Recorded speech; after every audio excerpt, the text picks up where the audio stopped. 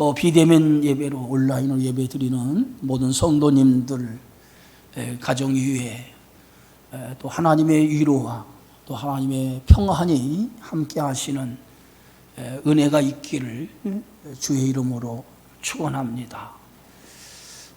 예수님이 오시는 그런 성탄절이 이제 며칠 남지 않았습니다.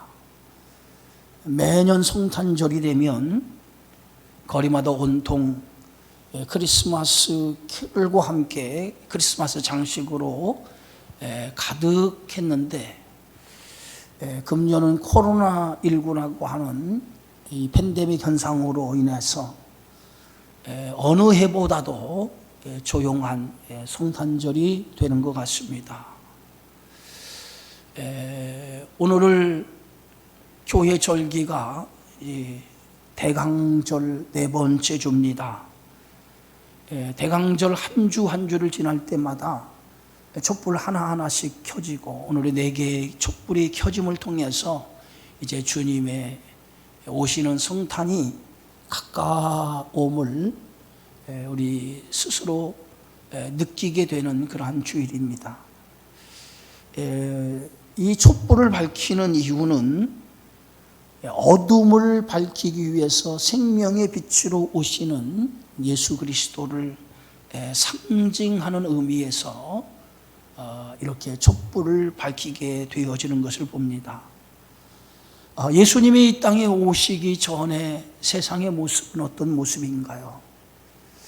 아마 그것을 가장 잘 표현한 것이 창세기 1장에 세상이 창조되어지기 이전의 모습이 아닌가, 그렇게도 생각해 볼 수 있을 것 같습니다. 세상이 창조되기 전에 이 모습을 성경은 혼돈과 공허와 흑암이 가득했다라고 이렇게 말하고 있어요. 혼돈과 공허와 흑암이 가득한 세상, 어찌 보면 죄로 인해서 타락한 세상의 모습이 이런 모습이 아닌가, 그렇게 생각이 되어져요. 예수님께서 이 세상에 오실 때에 이 세상은 바로 혼돈과 공허와 흑암이 가득한, 죄가 가득한 세상이 되어졌다고 하는 것이죠. 이러한 세상에 예수님은 이 죄로 가득한 이 세상, 흑암과 공허와 혼돈이 가득한 세상, 이 어둠을 물리치기 위해서 한 줄기 생명의 빛으로 이 땅에 오시게 되어졌다라고 하는 것이죠. 그래서 요한복음의 사도 요한은 오늘 예수님에 대해서 이렇게 말씀하고 있습니다. 그 안에 생명이 있었으니 이 생명은 사람들의 빛이라. 참 빛, 그 세상에 와서 각 사람에게 비치는 빛이 있었다라고 말하고 있어요. 이 땅에 빛으로 오신 주님, 그 안에는 생명이 있었고 그 생명이 사람들에게 비치고 있다라고 이렇게 말하고 있습니다. 여러분, 빛은 소망과 생명을 상징하는 게 빛입니다. 희망이 없고 소망이 없는, 어떻게 보면 생명이 없는 세상, 얼마나 혼란스럽고 얼마나 혼탁한 세상이겠습니까? 어떻게 보면 빛이 없는 세상을 생각해 보면, 빛이 없다라고 생각해 보면 빛이 없는 그 시간만큼 고통과 사망의 시간이라고 볼 수 있을 것 같아요. 주님이 오시기 전에 죄로 가득한 이 세상, 어떻게 보면 고통과 사망의 그늘이 가득한 세상이라고 볼 수 있습니다. 이러한 세상에 한 줄기 생명의 빛으로 어둠을 밝히고 죄를 물리치기 위해서 이 땅에 만왕의 왕 되신 예수 그리스도께서 메시아로 이 땅에 오시게 되어지는 줄 믿습니다. 성경은 죄된 인간을 구원하시기 위해서 그리스도 메시아가 이 세상에 올 것을 여러 군데에서 예언하고 있는 걸 보게 되어지죠.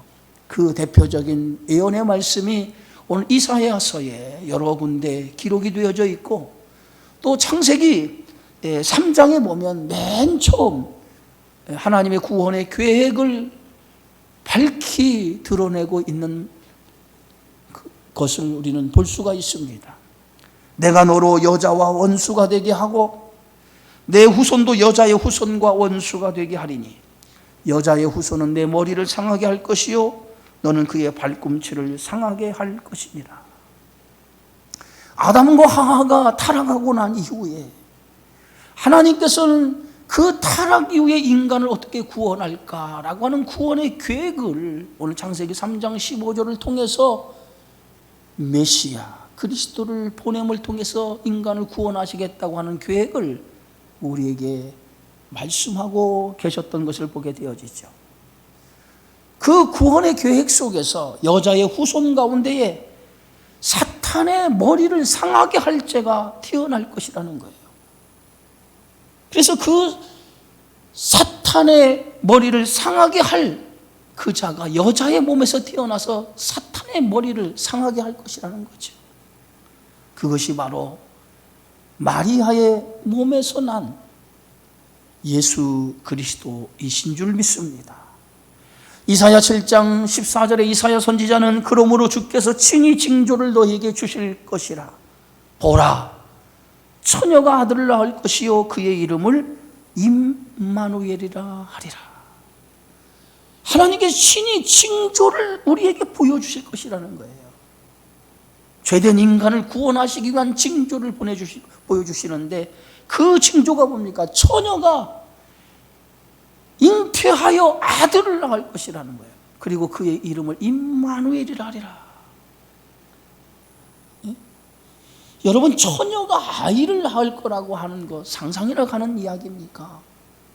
도저히 믿기지 않은 일인데 하나님의 구원의 계획 속에서 처녀가 잉태를 통해서 처녀의 몸의 잉태를 통해서 하나님의 이 땅을 구원하시기 위한 흑암과 혼돈과 공허가 가득 찬 이 세상을 생명의 빛으로 밝히 비추고 어둠을 물리치고 죄로 인해 허덕이고 있는 인생들을 구원하시기 위해서 예수님을 이 땅에 보내시겠다라고 우리에게 약속하고 계시는 것을 보게 되어지죠. 이사야 9장 6절에 보면 이는 한 아기가 우리에게서 낳고 한 아들을 우리에게 주신 바 되었는데 그의 어깨에는 정사를 메었고 그의 이름은 기묘자라 모사라 전능하신 하나님이라 영존하신 아버지라 평강의 왕이라 할 것입니다. 이 땅에 보내지는 메시아, 그분은 세상을 통치하는 메시아로, 우리의 인간의 죄를 구원할 메시아로 지혜와 모략을 가지시고 능치 못하실 리 없는 권능을 가지고 평강의 왕으로, 샬롬의 왕으로 이 땅에 오시게 되어진다는 거예요. 그것이 이사야 선지자의 고백이 되어지는 줄 믿습니다. 그런데 더 중요한 것은 이사야 9장 7절의 말씀에 보면 이 모든 것을 만군의 여호와의 열심을 통해서 이루게 될 거라는 거예요. 하나님의 열심, 그 하나님의 열심, 인간을 구원하시기 위한 하나님의 그 구원의 열심이 이것을 반드시 이루시겠다라고 약속하고 있는 것을 보게 되어지죠. 인간의 열심이 하나님의 구원의 역사를 이루는 것이 아니라 하나님의 구원의 열심, 하나님의 열심이 인간을 죄에서 구원하시겠다라고 하는 것을 오늘 밝히 드러내고 있는 걸 보게 되어지죠. 어떤 흑암과 공허와 혼돈이 가득한 세상이라 할지라도 하나님의 열심을 통해서 메시아를 땅에 보내시고 그 메시아를 통해서 이 세상을 구원하실 것이라고 하는 것을 오늘 우리에게 약속하시고 계신 줄 믿습니다. 미가서 5장 2절에 미가 선지자는 베들레헴 에브라다야 너는 유다 고을 족속 중에 작을지라도 이스라엘 다스릴 자가 내게서 내게로 나올 것이라 그의 근본은 상고에 영원히 있느니라. 정확하게 이 땅을 구원할 메시아 그리스도가 이 땅에 보내질 것인데 그리스도가 보내진 그 지명이 어딘가? 유다 아주 고을 작은 베들레헴 땅에 오늘 생명의 빛으로 이 땅에 메시아가 보내질 것을 오늘 미가 선지자는 예언하고 있는 것을 보게 되었죠. 이처럼 성경의 곳곳에서 그리스도 메시아가 올 것을 예언하고 있습니다. 이 예언의 약속의 말씀을 믿고 많은 사람들이 그리스도가 오실 것을 대망하며 살아갔던 것을 보게 되어지죠. 그 중에 오늘 한 사람이 오늘 본문에 등장하는 시몬이라고 하는 사람, 그리고 또 안나라고 하는 여호 선지자였다라고 하는 거예요. 이들은 구약 성경에서 예언한 그리스도 메시아가 이 땅에 보내질 거라고 하는 하나님의 약속을 믿고 그들은 평생을 메시아를 대망하며 살아가는 그런 믿음을 가졌다는 거죠. 저는 오늘 이 누가복음 2장 35절에 있는 이 말씀을 통해서 평생 그리스도가 이 땅에 오실 것을 기다리며 살았던 시므온과 그리고 안나라고 하는 이 두 사람의 믿음을 통해서 오늘 오시는 예수님을 맞이하는 이 성탄을 준비하는 성도들에게 오늘 우리가 어떤 믿음의 자세로, 어떤 신앙의 자세로 오시는 주님을 맞이해야 되느냐라고 하는 것을 가장 잘 보여주고 있는 인물이 오늘 시몬과 안나라고 하는 사람을 통해서 오늘 좀 배우고자 합니다. 오늘 성경 누가복음 2장 25절 26절에 보니까 예루살렘에 시몬이라는 사람이 있으니 이 사람은 의롭고 경건하여 이스라엘의 위로를 기다리는 자라. 성령이 그 위에 계시더라. 그가 주의 그리스도를 보기 전엔 죽지 아니하리라 하는 성령의 지시를 받았더니 라고 말하고 있어요. 이 시므온이라고 하는 사람은 예루살렘에 거주하는 사람이었어요. 그런데 그는 예루살렘에 거주하면서 의롭고 경건하여 이스라엘의 위로를 기다리면서 살아간 사람이었다는 거예요. 그런데 그가 그렇게 경건하고 의롭게 이스라엘의 위로를 기다리며 살았던 이유가 어디 있습니까? 그는 성령의 지시를 받고 그 지시를 통해서 메시아 그리스도가 이 땅에 보내질 것이라고 하는, 그리고 그 메시아를 보기 전에는 내가 죽지 아니할 것이라고 하는 성령의 지시를 받았기 때문에 그는 그때부터 메시아를 기다리면서 의로운 삶을, 경건한 삶을 통해서 메시아를 기다리며 하루하루를 살게 되어졌다라고 하는 것이죠. 오늘 이 말씀 속에서 의롭고라고 하는 뜻은 평생에 그는 하나님의 말씀에 귀를 기울이고 그리고 하나님의 말씀에 붙들려 살아가는 사람이었다라고 하는 뜻입니다. 성령께서 메시아가 이 땅에 보내질 거라고 하는 그 약속의 말씀을 듣고 그때부터 그는 하나님의 말씀에 귀를 기울였어요. 그리고 그때부터 하나님의 말씀을 붙들고 살아간 사람이었다는 거예요. 오늘 이 시대를 살아가는 오늘 그리스도인들에게 제일 중요한 게 뭡니까?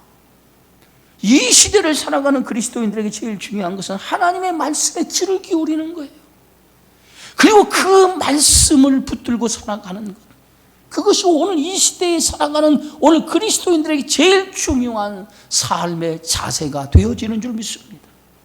하루하루 오늘 나에게 하나님이 어떤 말씀을 하시는지 거기에 귀를 기울이시고 하나님이 나에게 말씀하신 그 말씀을 붙들고 살려고 하는 그 믿음, 그것이 오늘 이 말세의 지마를 살아가는 그리스도가 다시 오마 약속했던 재림의 주를 기다리며 살아가는 성도의 신앙의 자세라고 생각합니다.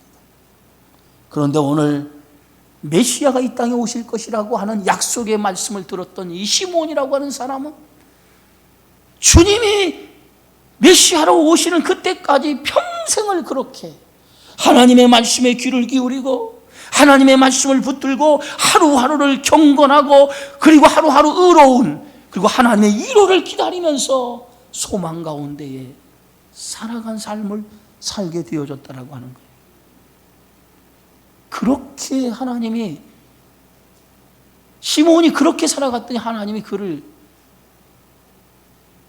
총리하게 되어졌다라고 성경은 말하고 있습니다.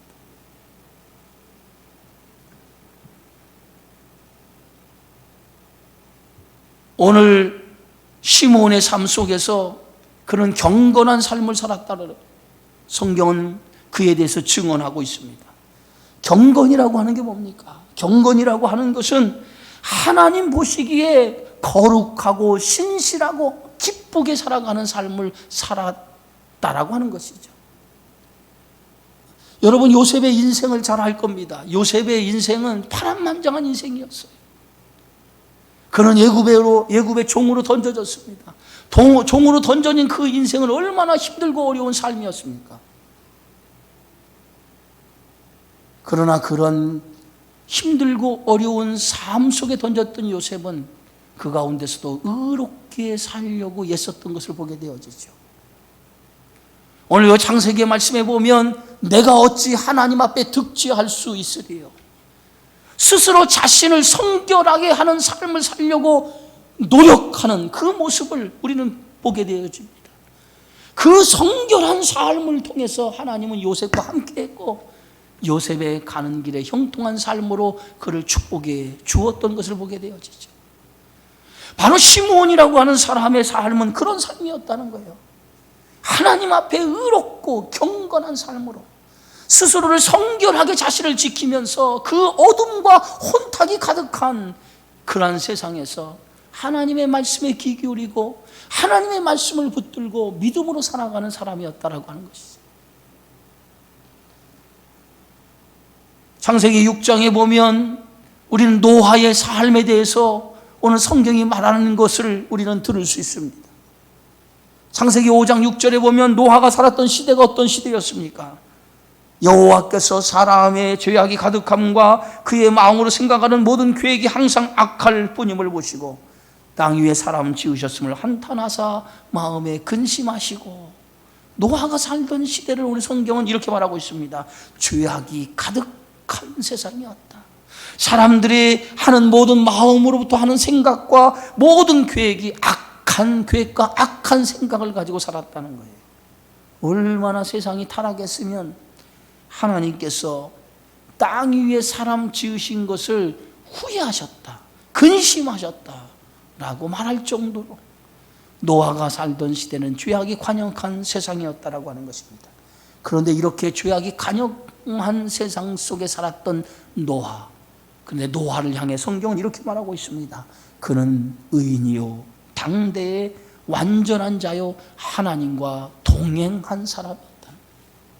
이렇게 죄악이 관영하고 모든 사람들이 악한 계획, 악한 생각, 악한 마음을 가지고 살았던 그 시대에 살아가는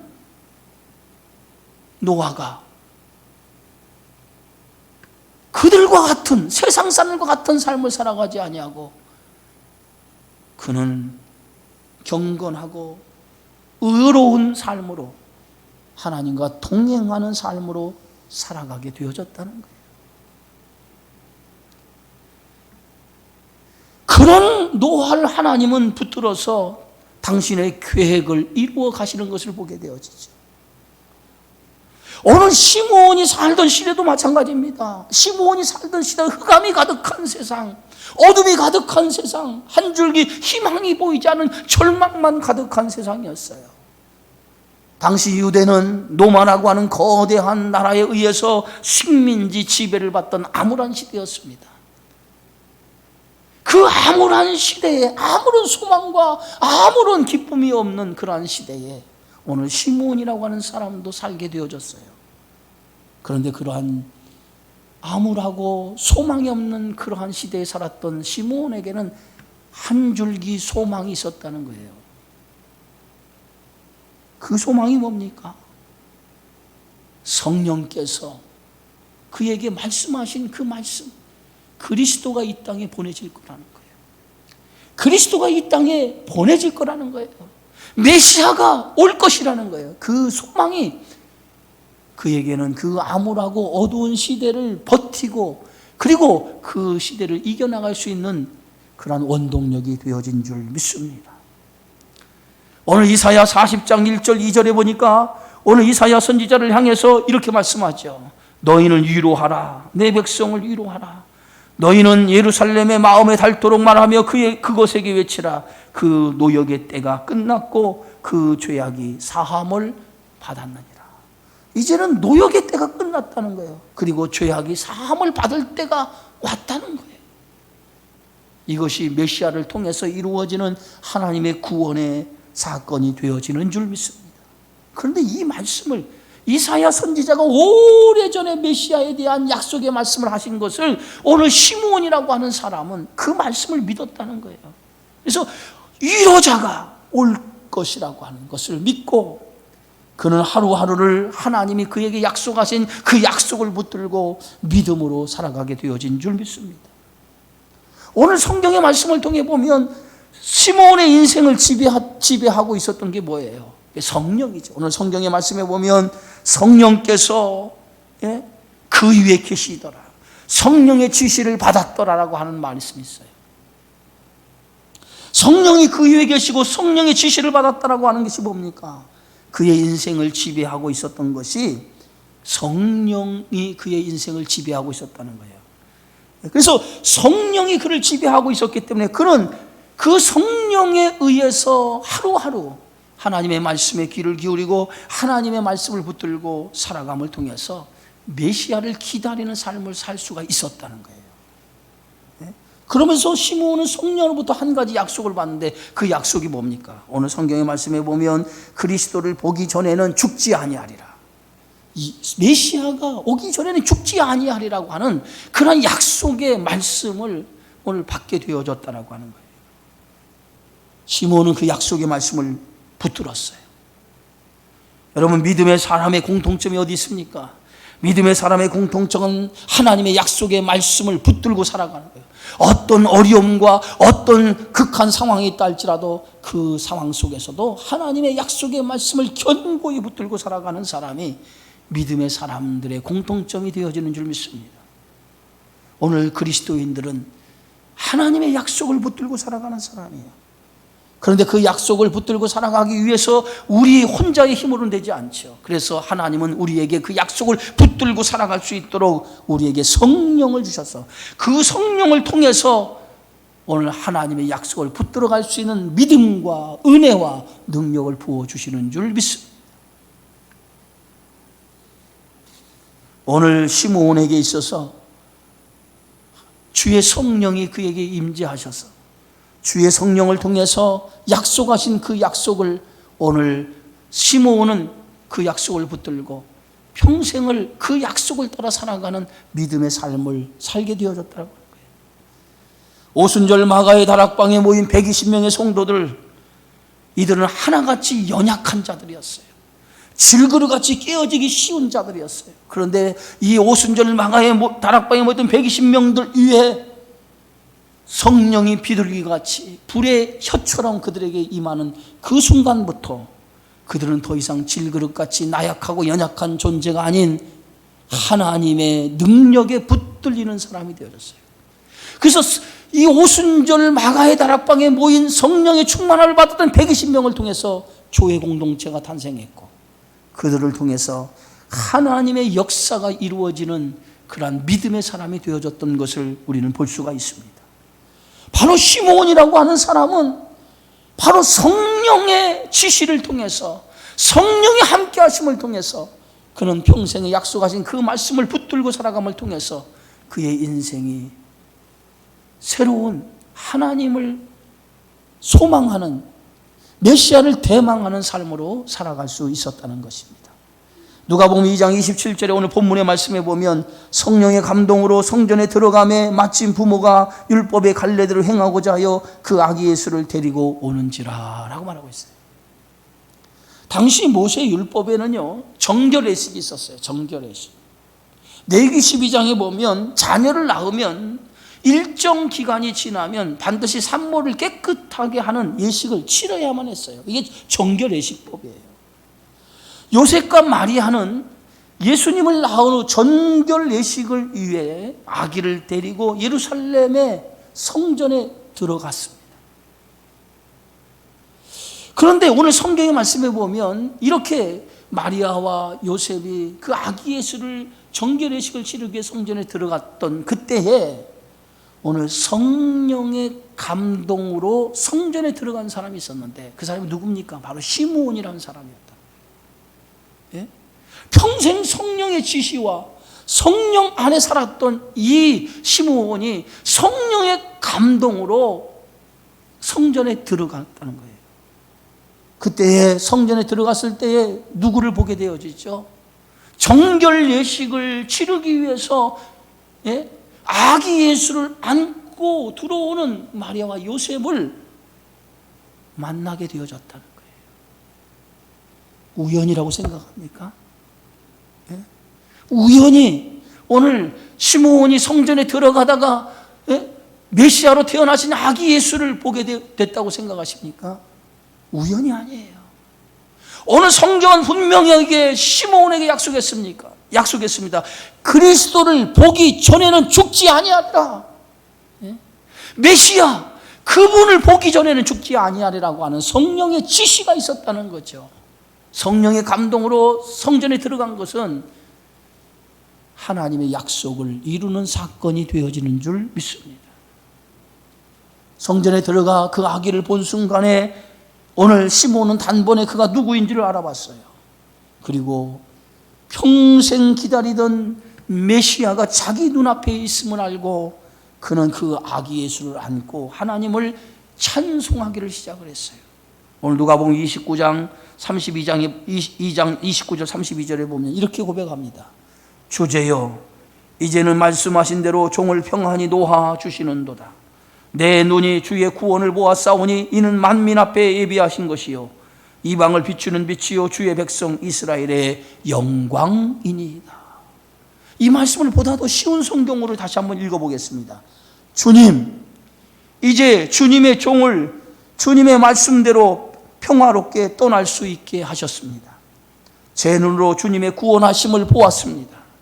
주님께서 이 구원을 모든 백성들 앞에 마련해 주셨습니다. 이는 이방 사람들에게는 계시의 빛이며 주님의 백성 이스라엘에게는 영광입니다. 시므온은 일평생 동안 성령이 지시하신 것처럼 그리스도를 보기 전에는 죽지 아니할 것이라고 하는 성령의 지시를 받고 그때가 이루어지기만을 소망하며 살았어요.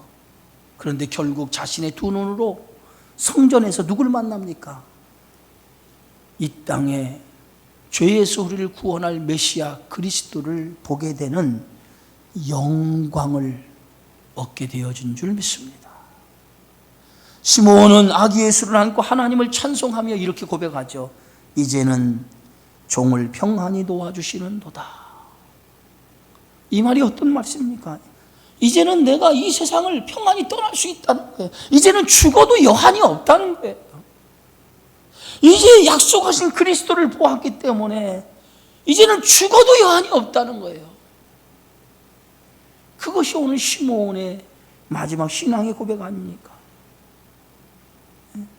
시므온은 언제 성령의 지시를 통해서 메시아를 보게 될 것이라고 하는 것을 언제 받았는지를 몰라요.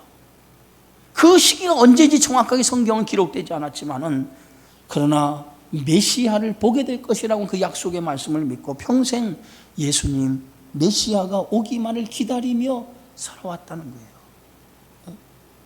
결국은 뭐예요? 그 메시아를 소망했던 그 소망이 그의 소원대로 이루어진 줄 믿습니다. 찬송가 450장에 보면 내 평생 소원 이것뿐 주의 일을 하다가 이 세상 이별하는 날 주 앞에 가리라. 저와 여러분의 소원이 어디 있습니까? 저와 여러분의 소원이 어디 있어요? 저와 여러분의 소원은 마지막 날 주 앞에 가는 날 주 앞에 서서 주님 앞에 가는 것, 이것이 저와 여러분의 소원 아닙니까? 그런데 시므온은 평생에 그 소원을 가지고 살았다는 거예요. 그런데 그 소원이 마침내 이루어졌어요. 얼마나 복이겠습니까? 얼마나 축복이겠어요. 2007년에 그 버킷리스트라고 하는 그러한 제목의 영화가 상영이 되어진 적이 있어요. 그때의 이 버킷리스트라고 하는 그 말이 유행이 되어져서 많은 사람들이 버킷리스트 그것을 행하려고 하는 그러한 모습들을 종종 우리가 보았습니다. 이 버킷리스트라고 하는 것은 죽기 전에 꼭 해보고 싶은 일, 그리고 죽기 전에 꼭 보고 싶은 것들을 목록으로 적어놓은 말을 버킷리스트라고 하죠. 여러분, 죽기 전에 진정으로 해보고 싶은 것, 보고 싶은 것, 그것이 무엇입니까? 죽기 전에 해보고 싶은 것, 죽기 전에 보고 싶은 것이 무엇을 해보고 싶어요? 근데 이 시므온이는 평생 죽기 전에 그가 보고 싶은 것이 그 하나였어요. 메시아 그리스도가 오시는 것을 보는 것. 그것이 그의 평생의 소원이었다라고 합니다. 그런데 그 소원을 이루었어요. 얼마나 복입니까? 얼마나 복이에요. 저와 여러분은 평생 소원이 하나 있죠. 그게 뭡니까? 주 앞에 서는 날. 그날이 우리가 평생 소원하는 날 아닙니까? 언젠가 우리도 믿음을 따라 살아갈 때에 그 믿음이 이루어지는 날이 있을 줄 믿습니다. 두 번째, 오늘 성경에 등장하는 사람이 누구죠? 아셀 지파 바누엘의 딸 안나라고 하는 선지자입니다. 이 안나라고 하는 선지자도 예수님처럼 시므온처럼 메시아를 대망하는 삶을 살았어요. 오늘 성경의 말씀에 보면 누가복음 2장 36절 37절에 보니까 또 아셀 지파 바누엘의 딸 안나라는 선지자가 있어 나이가 매우 많았더라. 그가 결혼한 후 7해 동안 남편과 함께 살다가 과부가 되고 84세가 되었더라. 이 사람이 성전을 떠나지 아니하고 주야로 금식하며 기도함으로 섬기더니 그랬어요. 그는 결혼한 7해 동안 결혼을 해서 살았어요. 근데 결혼한 7년 만에 남편이 죽은 거예요. 홀로 남았어요. 여자 홀로 남았어요. 여러분, 이 시대에도 여자 홀로 살아가는 것이 얼마나 어렵겠습니까? 그런데 예전에, 아주 오래전에 이 안나가 살던 시대에 여자 홀로 과부가 되어 살아간다고 하는 것은 보통 힘들고 어려운 게 아니에요. 그런데 결혼 후 7년 만에 혼자 돼서 그가 84년의 생애를 84년, 오늘 성경의 말씀 보니까 84세가 되었다고 해서 84세가 되었다. 그런데 이 사람이 84세가 되도록 뭐예요? 남편을 잃고 나서 84세가 되는 그때까지 어떻게 살았어요? 오늘 성경의 말씀 보니까 성전을 떠나지 아니하고 주야로 금식하며 기도함으로 살았다는 거예요. 평생 성전을 떠나지 아니하고 금식하며 기도하며 살았다라고 하는 게 어떤 것을 의미합니까? 메시아 오기만을 기다리며 살았다는 거예요. 메시아 오기만을 기다리며 살았다는 거예요. 성경학자는 안나의 나이가 105세에서 110세 정도를 추정합니다. 그 나이까지 예수님이 오시기만을 기다리는 삶을 살았다는 거예요. 얼마나 그가 메시아를 대망했으면 그런 간절한 마음으로 평생을 그리스도를 오기만을 기다리며 살았는가를 알 수 있어요. 여러분, 믿음이라고 하는 것은 기다림의 삶입니다. 하나님의 약속을 믿고 그 약속이 이루어질 때까지 길고 긴 기다림의 싸움이 그 믿음의 삶이에요. 그래서 교회 절기의 시작이 어디서 시작하죠? 대강절부터 시작하는 거예요. 주님의 오심을 기다리는 이 절기로부터 교회 절기가 시작됩니다. 그래서 그리스도인의 삶은 기다리는 삶이에요. 당장 하나님의 약속이 더딘 것 같고 이루어지지 않은 것 같을지라도 언젠가는 그 약속이 반드시 이루어질 것입니다. 그 이루어질 것을 믿음으로 믿고 인내하며 견디며 살아가는 것이 뭐냐? 믿음의 삶이라는 거예요. 그래서 베드로후서 3장 8절에 베드로 사도는 사랑하는 자들아 주께는 하루가 1000년 같고 1000년이 하루 같다는 이 한 가지를 기억하라. 주의 약속은 어떤 이들이 더디다고 생각하는 것 같이 더딘 것이 아니라 오직 주께서는 너희를 대하여 오래 참으사 아무도 멸망하지 아니하고 다 회개하기에 이르기를 원하시느니라. 주의 약속이 더딘 게 아니에요. 그 약속은 반드시 이루어지는 날이 있을 줄 믿습니다. 그 이루어지는 날까지 하나님은 지금 우리를 구원하시기 위해서 구원의 역사를 이루고 계시다는 거예요. 그것이 하나님의 열심인 줄 믿습니다. 시므온과 안나는 평생을 메시아를 대망했어요. 메시아를 대망하는 그 믿음을 통해서 그들은 그들의 눈으로 메시아를 목격하는, 눈으로 보는 은혜와 복을 얻게 되어진 줄 믿습니다. 사랑하는 성도 여러분, 이제 성탄절이 얼마 남지 않았어요. 어떤 마음으로 오시는 메시아 그리스도를 기다리고 계십니까? 메시아 되신 예수 그리스도는 이 땅에 왜 오시는 겁니까? 메시아는 이 땅에 소망 없는 이 세상에 한 줄기 소망과 생명을 주시기 위해서, 우리를 위로하시고 우리를 죄에서 구원하시기 위해서 메시아로 이 땅에 오심을 여러분 믿으시기 바랍니다. 이 메시아로 오시는 이 예수 그리스도를 기쁨으로, 그리고 정말 안나와 시므온이 평생을 메시아를 대망하며 기다리며 살아왔던 그 믿음으로 이 성탄절의 기쁨이 여러분에게도 함께 임하는 그런 복이 되는 그러한 날이 되어지길 주님의 이름으로 축원합니다. 기도하겠습니다. 주의 은혜 고맙습니다.